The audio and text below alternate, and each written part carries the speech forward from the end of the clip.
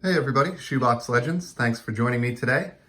What you see in front of you is a card from one of my favorite pre-war sets ever released, and that is the 1914-1915 Cracker Jack baseball release. And the reason we are going to take a look at this today is it's a great example of a lesson that I learned early on in my return to the hobby that I've heard a lot of you speak about as well. And I think this card, as I said, really exemplifies that lesson, as well as any card in my entire collection. And that lesson is the saying that I've heard on some of your channels and many places throughout the hobby, and that is buy the card, not the grade. So if you are a fan of slabbed cards, which I very much am, I have hundreds and hundreds of them, and they're sort of what got me back into collecting as an adult to begin with, almost 15 years ago now. You can get trapped or caught up in the competition of trying to get the absolute best assigned numerical grade that's out there.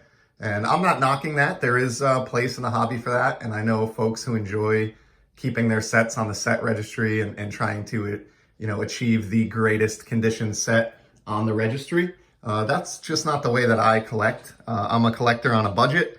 And so I learned the hard way that the number on the PSA slab or the BGS slab or grader of your choice slab doesn't necessarily mean everything.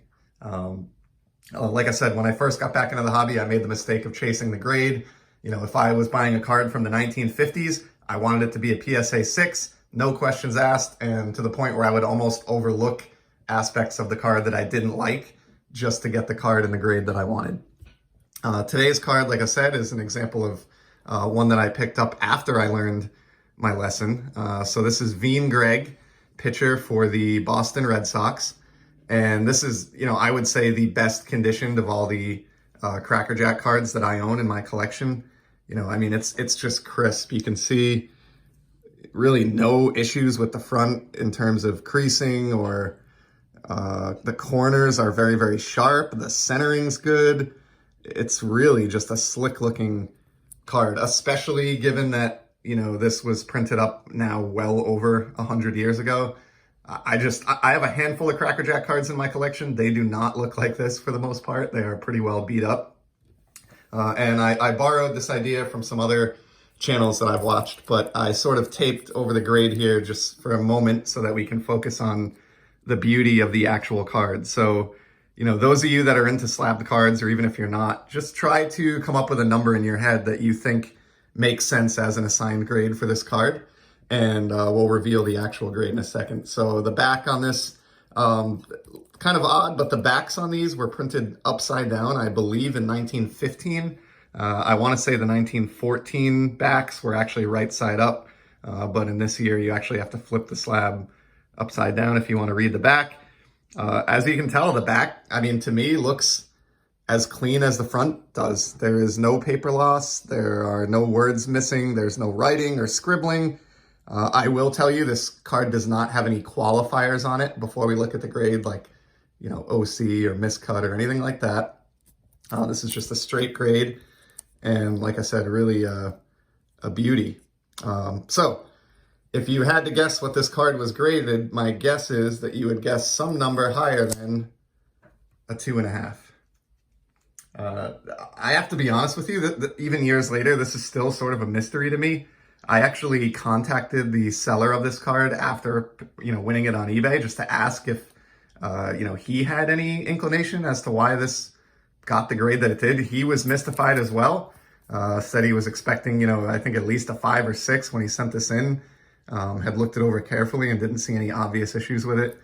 I am, not an expert in card grading, but I would tend to agree. So again, just an example. I thought this was a good excuse to show off one of my favorite pre-war sets and a nice slabbed baseball card. I haven't really focused too much on graded cards in the early videos here on my channel, so I wanted to get one out there.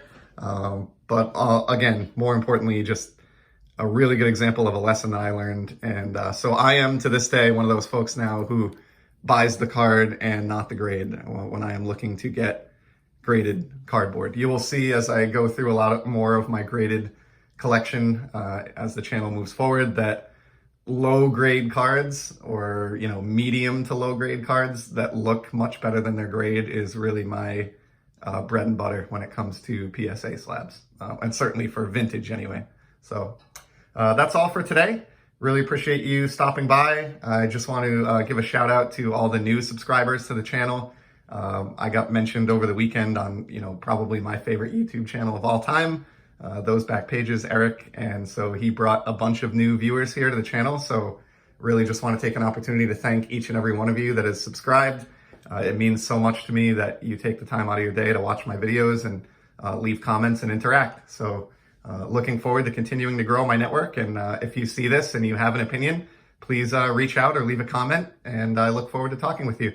And we'll be back soon with more content. Thanks.